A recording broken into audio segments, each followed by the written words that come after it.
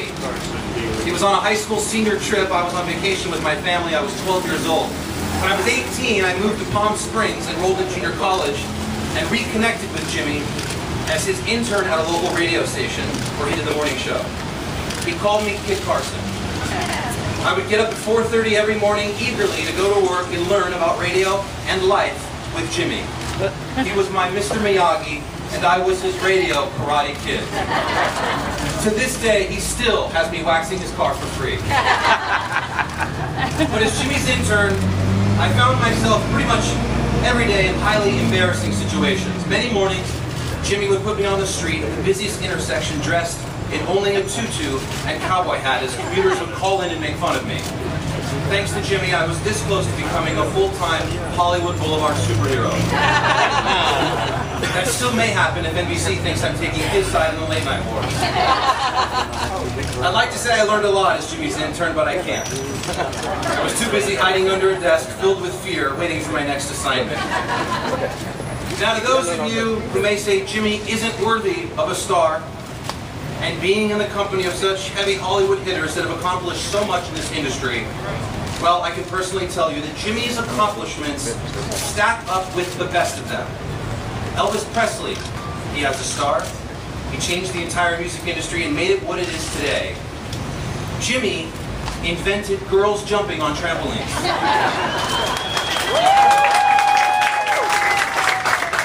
Thomas Edison has a star. He, of course, invented the light bulb. Jimmy once ate 55 chicken McNuggets in a single sitting.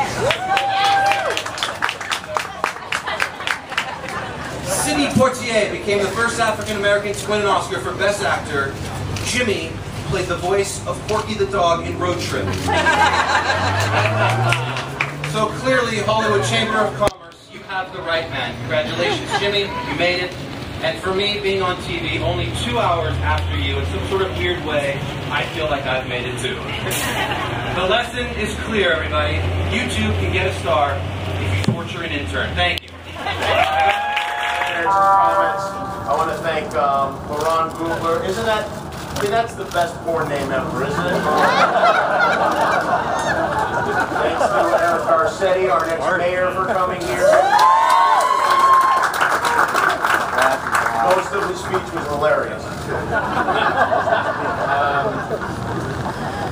Well, this is exciting. I've never been to Hollywood before. It's filthier in real life. It really is. I also want to thank Carson Daly for a very nice speech. Carson, as you mentioned, I met him when I was 17. He was 12 years old. He's been like a little sister to me.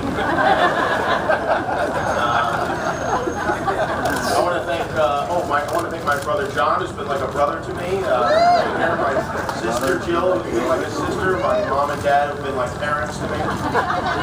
My parents brought me here to Hollywood to visit the Walk of Fame when I was 10 years old, and I never imagined that they would leave me here to fend for myself. I will never forgive them for that.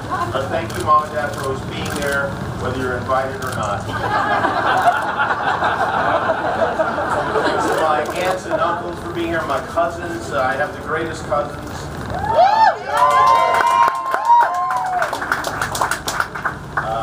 My cousin Sal, my cousin Mickey, all my cousins, some of whom traveled from as far away as Sherman Oaks to be here. My Uncle Frank today.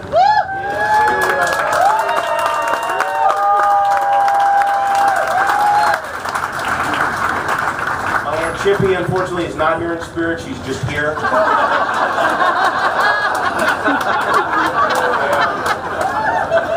A lot of years in radio before I got into television. No heckling. And I want to thank, Bean is not here, but where is Kevin of K-Rock, of Kevin and Bean? I believe he is here somewhere. There he is. And Kevin Weatherly also. I'm very grateful to them. I want to thank my great friend and mentor, Gary Wall. I want to thank, I'm getting emotional. This is embarrassing. I want to thank my partners, Ben Stein, who let me be his sidekick and treated me like an equal from day one. Matt Corolla and Daniel Carson.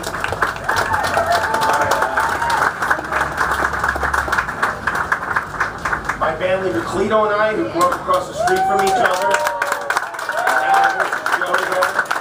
His dad, his mom. I want to thank the people who hired me, Michael Davies, Lloyd Braun, and Bob Iger. In 1997, Michael Davies hired me to close the show called Win Ben Signs Money. He hired me to make The Man Show in 1999.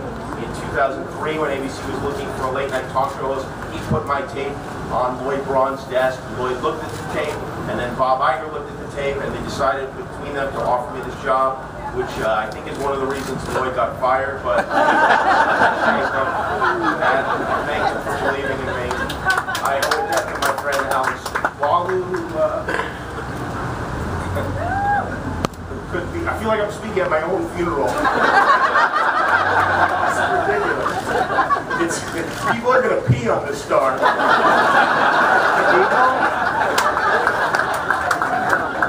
I'm going to run through this. I want to thank everyone at ABC, Pauline, Johnson Day, Ann Sweeney, Danielle Green, everybody. I want to thank our great producers, Jill Liederman, Aaron Irwin, Jason Tripp, Cousin Luca, great writers and directors, and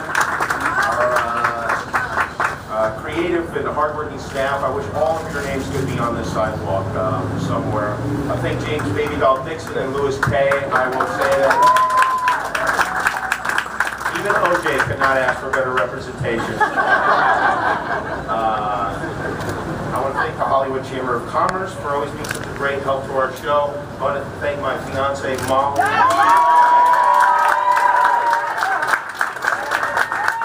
Mary, I'm so sorry I didn't to do that to you.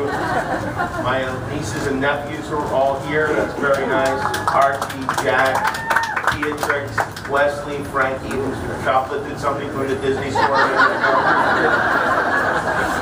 I want to thank that son of a bitch, Matt Damon, for being here last night. I want to thank all of you who watched the show and who come to see the show. Without you, I would probably be dressed as Spider-Man right now, walking around taking pictures with people. So thank you all for coming, and I'll see you all at the after party in Forever 21. Thank you.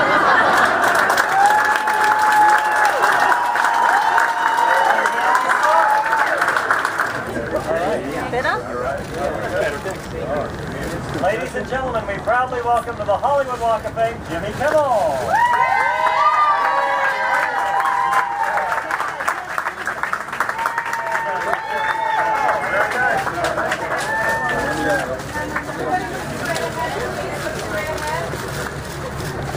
Jimmy, let's see it. Towards your dad, Jim. Hey, Jimmy. Together, guys, straight ahead. Starting straight ahead. Hey, look up. Just tuck your elbow. On your right, don't you? To your right, to your right. Straight ahead, please. All the way to the right.